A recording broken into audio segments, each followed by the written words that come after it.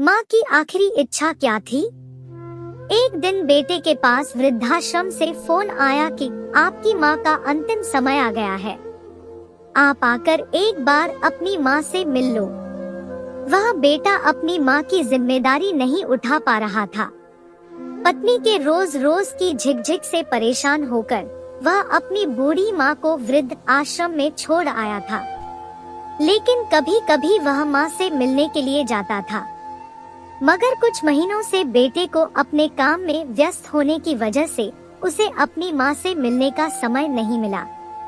न ही उसने माँ के स्वास्थ्य के बारे में जानकारी ली। मगर जब आश्रम से उसे फोन आया तो वह तभी अपनी माँ से मिलने आ गया और उसने माँ से पूछा कि माँ, आपकी कोई अंतिम इच्छा है?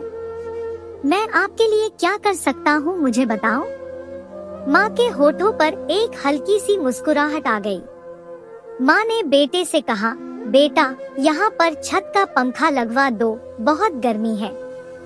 बेटा बड़े ही आश्चर्य से माँ को देखने लगा कि अपने अंतिम समय में माँ को ये क्या सूझा। बेटा कहने लगा, माँ, आप इतने सालों से इस आश्रम में रही, लेकिन आपने कभी भी शिकायत नहीं की, तो फिर अंतिम समय में यह शिकायत कैसी?